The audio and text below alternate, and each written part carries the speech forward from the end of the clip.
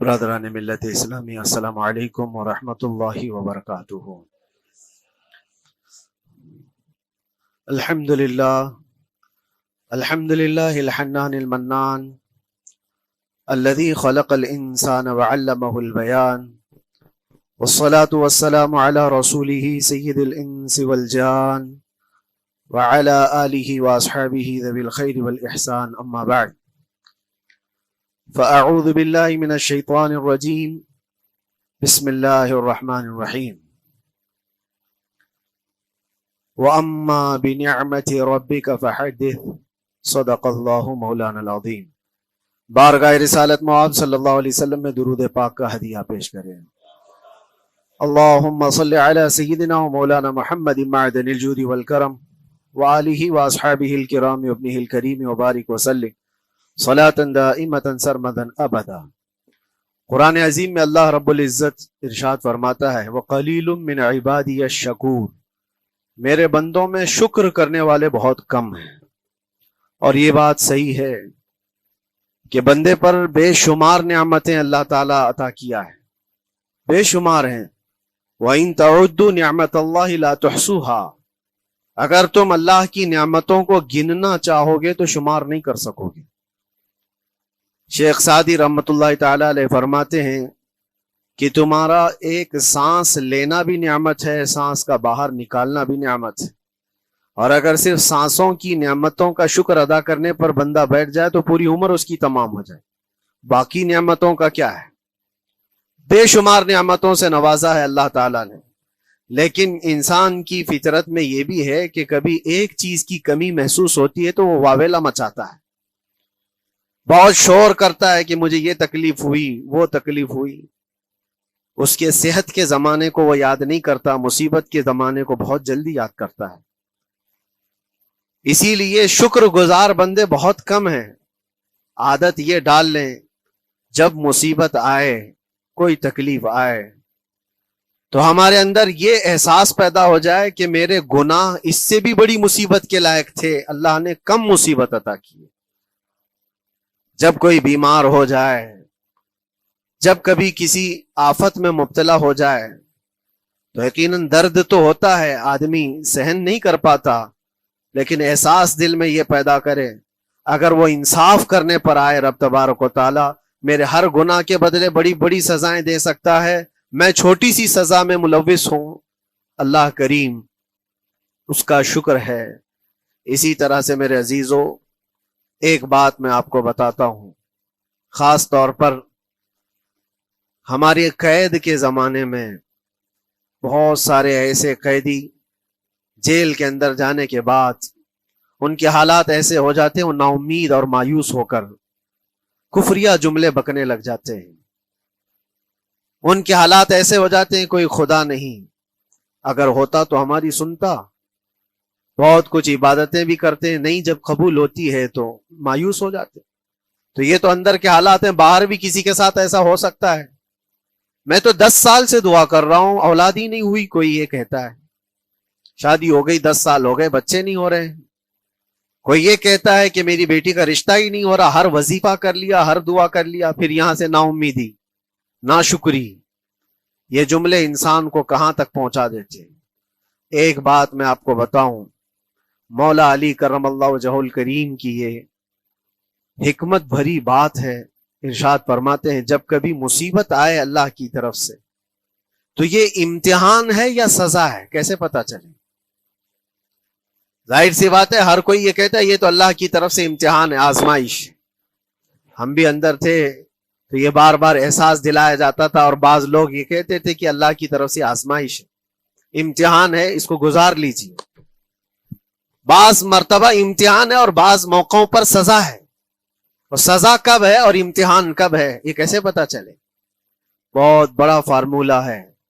مولا علی کرم اللہ وجہ الکریم فرماتے ہیں جب کبھی تم پر کوئی مصیبت آئے تو یہ دیکھ لینا ان مصیبتوں کے دن میں تم اگر اللہ سے زیادہ قریب ہو گئے ہو، دعا زیادہ کرنے لگ گئے ہو، وظیفے زیادہ کرنے لگ گئے ہو، تو اس کا مطلب ہے کہ اللہ تعالیٰ تم کو امتحان میں رکھا ہے۔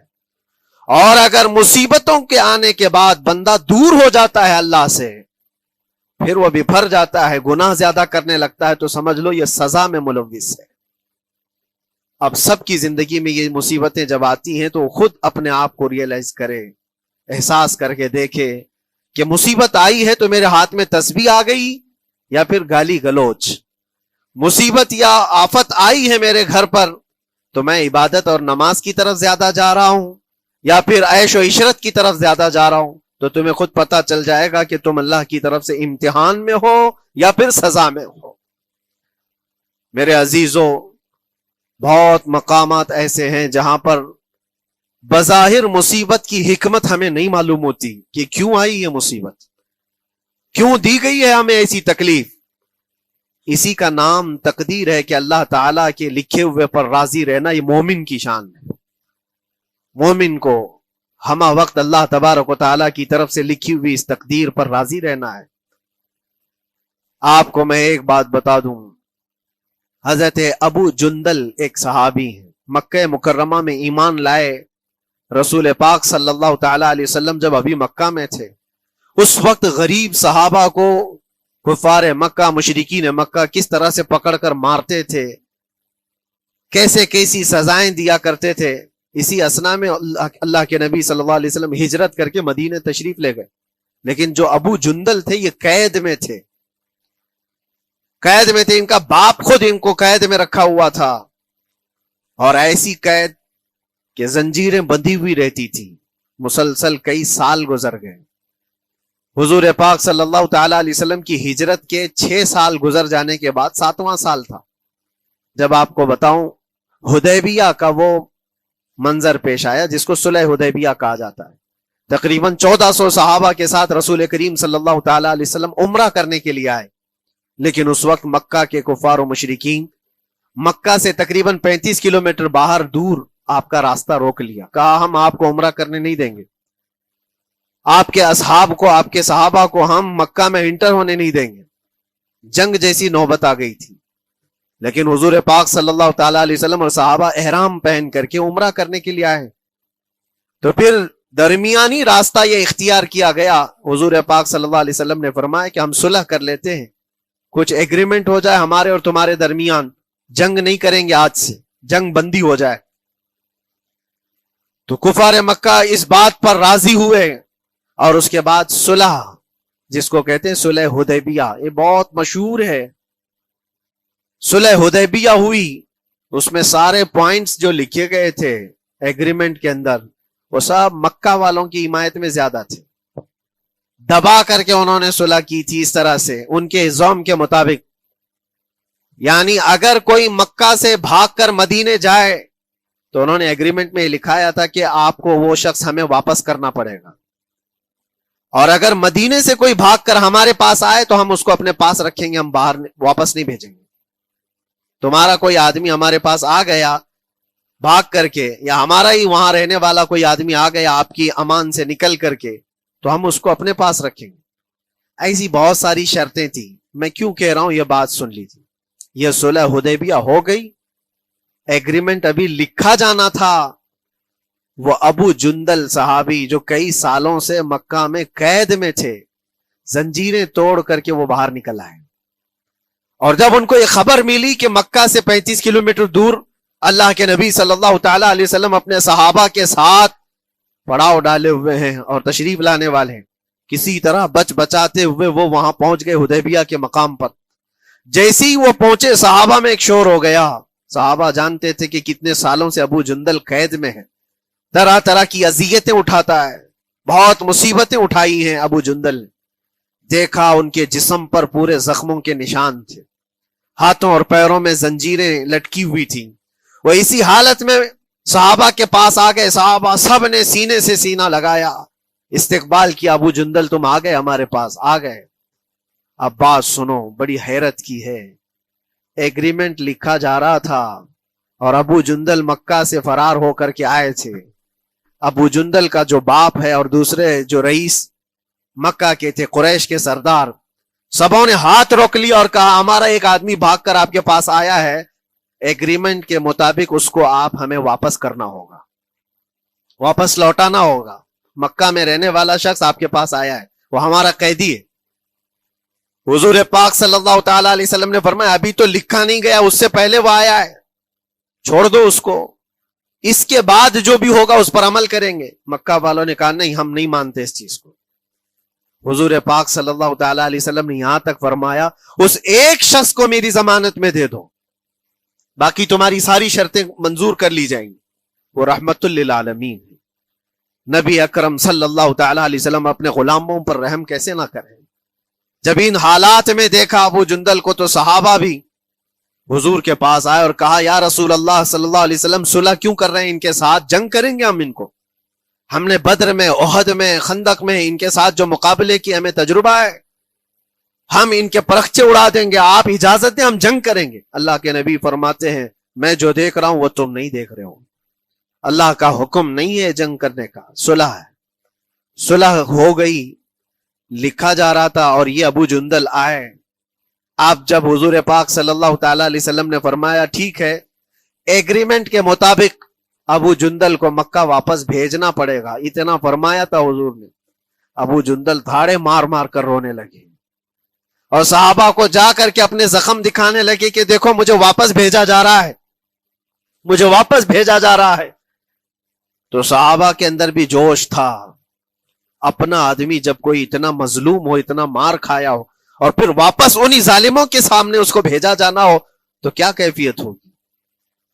تو وہ ابو جندل سارے صحابہ کے بیچ میں چھپ چھپاتے ہوئے رو رہے تھے۔ اللہ کے نبی صلی اللہ علیہ وسلم تشریف لائے اور فرمایا ابو جندل میں کہہ رہا ہوں واپس چلے جاؤ، واپس جاؤ، مکہ جاؤ۔ تو انہوں نے کہا یا رسول اللہ صلی اللہ علیہ وسلم ان زخموں کے ساتھ واپس جاؤں؟ اللہ کے نبی صلی اللہ علیہ وسلم نے فرمایا ہاں ابو جندل اللہ کی مرضی یہی ہے، اور اللہ کا نبی وہی کہتا ہے جو اللہ کی مرضی ہوتی ہے۔ یہ میں کہہ رہا ہوں بظاہر تکلیفوں کی حکمت ہمیں معلوم نہیں ہوتی، لیکن ہمیں عمل کرنا چاہیے۔ نبی پاک صلی اللہ تعالی علیہ وسلم کا جب حکم ہوا، ابو جندل انہی زنجیروں کے ساتھ ان کے باپ کے حوالے کر دیے گئے، وہ گھسیٹتے ہوئے لے جا رہا تھا، گھسیٹتے ہوئے واپس انہی قیدیوں کی طرح لے جا رہا تھا۔ سب کی آنکھوں میں آنسو تھے، لیکن حکمت الہی کیا ہے یہ کون جانتا ہے۔ بظاہر اللہ تبارک و تعالیٰ کی طرف سے یہ دی ہوئی آزمائشیں، یہ تکلیفیں، اس کی حکمت وہ بہتر جانتا ہے۔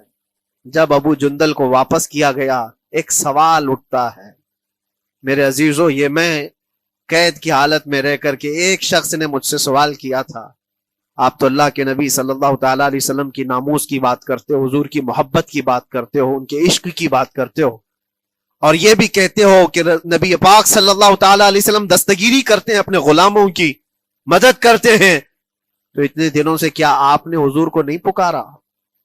کیا رسول پاک صلی اللہ تعالی علیہ وسلم سے محبت اور عشق کی بات کے بعد آپ نے بھیک نہیں مانگی؟ اس وقت یہ واقعہ یاد آیا، میں تو ابو جندل کے پاؤں کے ناخن کی مٹی کے برابر بھی نہیں۔ وہ صحابی رسول تقریباً ان کے متعلق کہا گیا ہے 6 سے 8 سال تک وہ ان کی قید میں رہے، تو کیا رسول پاک صلی اللہ علیہ وسلم کو خبر نہیں تھی؟ خبر تھی، لیکن ہوتا ایسا ہے کہ جو جتنی محبت کرتا ہے اتنے ہی امتحانوں سے گزارا بھی جاتا ہے، اس کو امتحان دینے پڑتے ہیں۔ اسی لیے بار بار میں یہ بات کہتا ہوں، حضور پاک صلی اللہ تعالی علیہ وسلم کی ناموس کی بات کرنا، عظمت رسالت کی بات کرنا، یہ حلوے پراٹھے کھانے کا نام نہیں ہے، یہ شہادت گہے الفت میں ہے قدم رکھنا۔ لوگ آسان سمجھتے ہیں مسلمان ہونا، حضور پاک صلی اللہ تعالی علیہ وسلم کی شریعت طاہرہ کو بچانے کے لیے ہی تو، حضور کی ناموس کی حفاظت کے لیے ہی تو مولا امام حسین نے اپنی گردن دے دی، اپنے بچوں کی قربانی دے دی، اپنا عیش آرام سب تیاگ دیا۔ یہ ساری قربانیوں کے بعد ہی اس امتحان سے بندہ نکلتا ہے۔ وہ امام احمد بن حنبل جن کے سینے میں 5 لاکھ حدیثیں محفوظ تھیں، رسول پاک صلی اللہ علیہ وسلم کی 5 لاکھ حدیثوں کے حافظ، لیکن بغداد کے ظالم حکمرانوں نے ان کو ننگی پیٹھ پر کوڑے مارے ہیں، پہلی مرتبہ 100 کوڑے، دوسری مرتبہ پھر 100 کوڑے، تیسری مرتبہ پھر 100 کوڑے، اتنے میں تو آدمی مر جاتا ہے۔ امام احمد بن حنبل کی پیٹھ جھک گئی تھی، میرے عزیزو یہی ہے جس کو ہم کہہ رہے شہادت گہے الفت میں ہے قدم رکھنا. اگر تم سچا ایمان رکھتے ہو تو پھر آزمائش بھی ہوگی. اللہ کریم قرآن میں فرماتا ہے وَلَيَعْلَمَنَّ اللَّهُ الَّذِينَ صَدَقُوا وَلَيَعْلَمَنَّ الْكَاذِبِينَ. اللہ تبارک و تعالیٰ ضرور آزمائے گا سچا کون ہے اور جھوٹا کون ہے. مصیبتیں آئیں گی, آندھیاں آئیں گی, لیکن جمے رہو, ڈٹے رہو. اللہ رب العزت سے کبھی بھی اپنا رشتہ نہ توڑو. اور جو تمہارے اندر ایمان ہے, توکل اور یقین ہے, ذرا برابر بھی فرق آنے نہ پائے. آج نہیں قبول ہوئی کل ہوگی, کل نہیں قبول ہوئی پرسوں ہوگی, کبھی نہ کبھی تو دعا قبول ہوگی. دنیا داروں کے دروازے کھٹکھٹاتے ہیں تو ایک نہ ایک دن دروازہ کھلتا ہے. وہ ارحم الراحمین ہے, وہ ارحم الراحمین ہے, دروازے کھولتا ہے, لیکن وہ بہتر جانتا ہے کس وقت دروازہ کھلنا چاہیے. ہم اپنی مرضی کے مطابق رب کو نہیں چلا سکتے. مولا تعالیٰ جیسا چاہے ہمیں ویسا چلنا چاہیے. ایک بات اور میں بتا دوں سید, یہ تو دوسرے لوگوں کی بات ہے جس میں ہمارے قصور ہیں, ہمارے جرم ہیں, ہمارے گناہ ہیں, جس کی وجہ سے مصیبتیں آئیں گی. لیکن اللہ کے نبی کا کوئی گناہ نہیں ہوتا. جو نبی ہوتے ہیں وہ معصوم ہوتے ہیں. سیدنا یوسف علیہ الصلوۃ والتسلیم اللہ کے نبی, اللہ کے نبی ابراہیم علیہ السلام کے بیٹے اسحاق علیہ السلام, اسحاق علیہ السلام کے بیٹے یعقوب علیہ السلام, یعقوب علیہ السلام کے بیٹے یوسف علیہ السلام, جن کی نسل میں انبیاء کرام جو پورا خاندان نبوت کا ہے, وہ یوسف علیہ السلام کن کن مقامات سے گزارے گئے. پہلے بھائیوں نے کنویں میں پھینک دیا, اور اس کے بعد اس زہریلے کنویں سے وہ نکالے گئے. جنگل میں کوئی نہیں تھا جب ان کے بھائیوں نے کنویں میں پھینکا تھا. اس وقت ایک قافلہ جا رہا تھا, انہوں نے ڈول ڈال کر کے نکال لیا اور پھر لے کر کے گئے. یہاں سے کنویں سے تو نکالے, لیکن آگے کی زندگی کیا ہے؟ مصر کے بازار میں لے جا کر قافلے والوں نے بیچ دیا. یوسف علیہ السلام پھر خریدے گئے. کس کے ہاں؟ عزیز مصر, بادشاہ مصر کے گھر میں.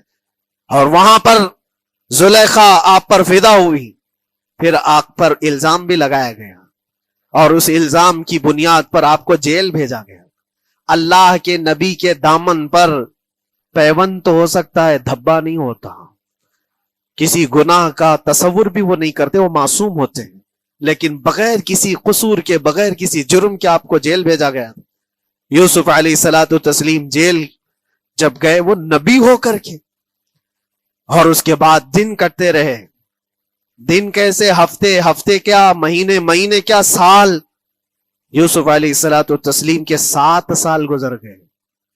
جب کبھی کسی انوسینٹ کو, بے قصور آدمی کو تکلیف دی جاتی ہے تو اس کو احساس زیادہ ہوتا ہے, اور جرم کی وجہ سے جب کوئی تکلیف میں آتا ہے تو کمپرومائز کر لیتا ہے, میں ایسے غلطی کیا تھا, مجھے یہ جھیلنا پڑ رہا ہے.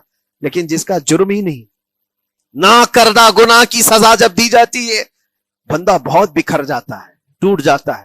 لیکن وہ اللہ کے نبی تھے, توکل کیسا تھا, یقین کیسا تھا, صبر کے ساتھ نکالے.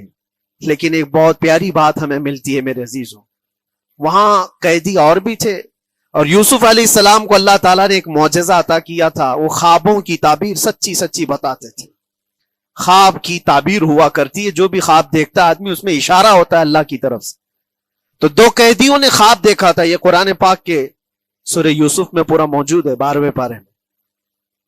2 قیدیوں نے خواب دیکھا, اپنا اپنا خواب انہوں نے بیان کیا یوسف علیہ السلام کو. ایک قیدی نے دیکھا کہ وہ سر پر روٹیاں رکھ کر کے لے جا رہا ہے اور پرندے نوچ نوچ کر کھا رہے ہیں. دوسرے نے دیکھا کہ وہ انگوروں کو نچوڑ کر کے اس کے رس پی رہا ہے. تو انہوں نے بتایا یوسف علیہ السلام کے پاس, ایسا ایسا ہم نے خواب دیکھا ہے, اس کی تعبیر کیا ہو سکتی ہے؟ سیدنا یوسف علیہ السلام فرماتے ہیں میں دونوں کے خواب کی تعبیر بتاؤں گا, لیکن اس میں سے ایک بندہ, اس سے آپ نے کہا تو وعدہ کر کے میرا بھی کام کرے گا, میرا بھی ایک کام ہے تو کرے گا. 7 سال گزر گئے تھے. جو بادشاہ مصر تھا وہ بھی بدل چکا تھا, جس نے قید میں ڈالا تھا وہ ختم ہو گیا, دوسرا آیا, تیسرا آیا, جو بھی آیا, لیکن حکومت بدلی ہوئی تھی. تو خواب کی تعبیر بتانے سے پہلے ایک قیدی سے یوسف علیہ السلام نے کہا کہ میرا کام تو کرے گا. اس نے کہا ہاں آپ جو کہیں گے میں کروں گا. تو سنو, تعبیر یہ ہے, جس کے سر پر روٹیاں رکھی ہوئی اور کوے کھا رہے تھے یا پرندے کھا رہے تھے, اس کی تعبیر یہ ہے کہ ان قریب تجھ کو موت کی سزا سنائی جائے گی.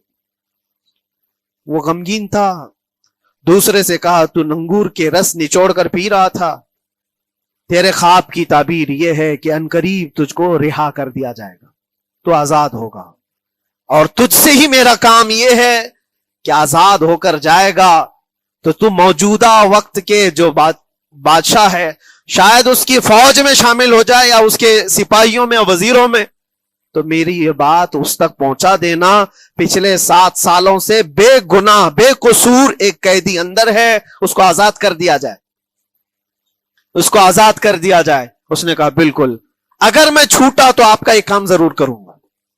سنیے بات، چند دن نہیں گزرے تھے کہ اس ایک قیدی کو موت کی سزا ہو گئی، اس کو موت کی سزا سنائی گئی اور پھانسی ہو گئی۔ دوسرا یہ جو قیدی جس کو آپ نے رہائی کی خوشخبری دی تھی، اس کی بھی رہائی کی خوشخبری آ گئی، وہ آزاد ہو گیا۔ لیکن قرآن پاک میں ہے آزاد ہو کر جب جاتا ہے آدمی تو پچھلا بھول جاتا ہے، اکثر ایسا ہی ہوتا ہے۔ کیا جیل کے دوست کون تھے کیا تھے کچھ پتا نہیں، اور آدمی تو یہ سوچتا ہے دوبارہ کبھی ادھر کے دروازے کو بھی نہ دیکھو، آیا اور بھول گیا۔ یوسف علیہ السلام نے جو کام دیا تھا وہ بھول گیا، یہاں تک کہ قرآن میں اللہ فرماتا کئی سال گزر گئے، 1-2 دن نہیں، سالوں گزر گئے، اور وہ بادشاہ کی فوج میں شامل تھا یا بادشاہ کے مصاحبین میں شامل تھا، قریبی لوگوں میں۔ ایک زمانے کے بعد مدت ہوئی، اور اس وقت سوچیے آپ کتنا وقت حضرت یوسف علیہ السلام نے کاٹا ہوگا۔ ایک دن آپ بے اختیار رو پڑے اللہ کی بارگاہ میں۔ یہ میں آپ کو بتا رہا ہوں، کبھی کبھار انسانی فطرت کا تقاضا ہے، اللہ تبارک و تعالیٰ کی بارگاہ میں رو پڑے اور کہا اے رب العالمین، اے ارحم الراحمین، یہ دن کب ختم ہوں گے؟ یہ جس طرح سے مجھے جیل کی سلاخوں کے پیچھے بند کیا گیا ہے، ان مصیبتوں سے کب آزادی ہوگی میرے مولا یا ارحم الراحمین؟ جواب رب تعالیٰ کی طرف سے آیا، یہ ہمارے اور آپ کی بات نہیں ہے، یہ اللہ کے نبی کی بات ہے۔ اب سنو، یوسف علیہ السلام کو جواب آیا، اے یوسف، جب تجھے جیل سے نکلنا ہی تھا، تجھے باہر جانا ہی تھا، تو دنیا کے بادشاہ کے پاس سامنے کیوں ریکویسٹ رکھا، میرے سامنے رکھ دیا ہوتا۔ اللہ اکبر، یہ توکل کا اعلیٰ درجہ ہے۔ اتنی مصیبتوں کے بعد بھی تم نے اس سپاہی کو کیوں اپنا قاصد بنا کر بادشاہ کے سامنے بھیجا کہ میری آزادی ہو جائے؟ یوسف علیہ السلام بہت روئے سجدے میں گر کر کے، مولا مجھے معاف کر دے، اور میرے ہر شے کا تو مالک ہے، اب میں زندگی بھر قید میں رہوں یا آزاد رہوں یہ تیری مرضی پر ہے۔ میرے عزیزو، پھر یوسف علیہ السلام کے ساتھ کیا ہوا؟ بادشاہ نے خود ایک خواب دیکھا اور وہ پریشان تھا، خوابوں کی تعبیر کوئی بتا نہیں رہا تھا۔ تب اس قیدی کو چھوٹے ہوئے کو یاد آئی بات کہ جیل میں ایک آدمی ہے جو سچی تعبیر بتاتا ہے۔ پھر اس نے بادشاہ سے کہا ایک قیدی بہت شریف اور صالح ہے، وہ سچی تعبیر بتائے گا، آپ کہے تو میں اس کو لے آؤں، اور اس نے مجھے یہ کہا بھی تھا کہ اس کو آزاد کرنا ہے، آپ کے پاس ریکویسٹ رکھنی ہے کہ وہ بے قصور قید میں ہے۔ بادشاہ نے معلومات حاصل کی اور اس کے بعد